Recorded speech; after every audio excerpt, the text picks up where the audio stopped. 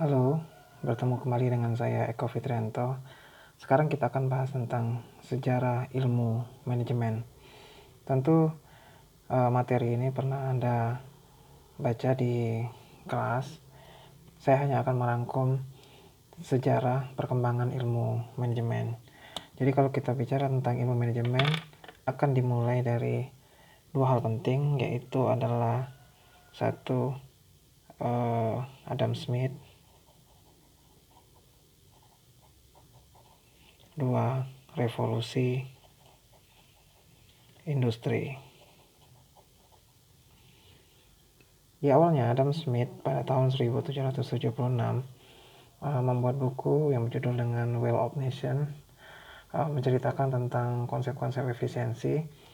Kemudian pada saat yang hampir bersamaan ada revolusi industri, di mana revolusi industri ini merubah berbagai landscape bisnis, di mana terjadi pergantian dari faktor produksi manual dari manusia ke mesin, dari manusia ke mesin.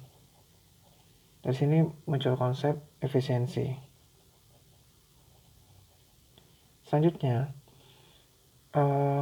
manajemen ketika sudah mulai dipelajarin pada kampus-kampus, mulai muncul aliran-aliran ilmu manajemen. Ada 4 aliran ilmu manajemen, yaitu satu adalah aliran klasik, kemudian kedua adalah kuantitatif, ketiga adalah perilaku organisasi, keempat adalah kontemporer. Kalau kita lihat yang pertama adalah aliran klasik. Secara umum kalau yang klasik ini dibagi dua, yaitu tentang manajemen ilmiah dan administrasi umum.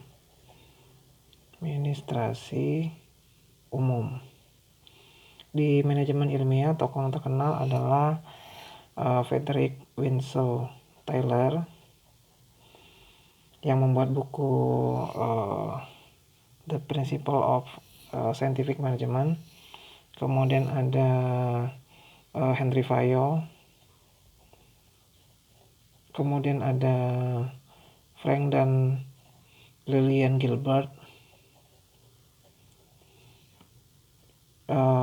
Kalau di administrasi umum di sini ada Max Weber yang terkenal dengan teori birokrasi. Selanjutnya di aliran kuantitatif terdapat munculnya setelah Perang Dunia Kedua, di mana ahli-ahli militer setelah berakhirnya perang, kemudian mereka diajak untuk masuk ke dalam dunia bisnis. Salah satu yang terkenal adalah julukan The Whiz Kid, yaitu adalah ahli-ahli perang yang masuk ke General Motors, ke GM. Selanjutnya adalah masuk ke perilaku organisasi. Di perilaku organisasi ini, jika di aliran klasik ini hanya fokus kepada manusia sebagai faktor produksi, di sini dipelajari tentang manusia itu adalah makhluk sosial yang berperilaku sedemikian rupa. Maka dipelajarin. Ada satu percobaan yang terkenal, yaitu adalah Hawthorne Effect. Hawthorne Effect ini percobaan yang dilakukan oleh Elton Mayo, di perusahaan listrik, di mana Elton Mayo melakukan stimulus percobaan atau treatment terhadap lampu yang apakah akan berpengaruh kepada kinerja dari karyawan. Selanjutnya, di era perilaku organisasi ini banyak sekali ahli-ahlinya seperti di sini ada Mary Parker Follett, kemudian di sini ada Hugo Muntersberg, kemudian di sini ada Elton Mayo, kemudian ada ahli-ahli di perilaku seperti ada ahli yang melakukan studi di bidang motivasi seperti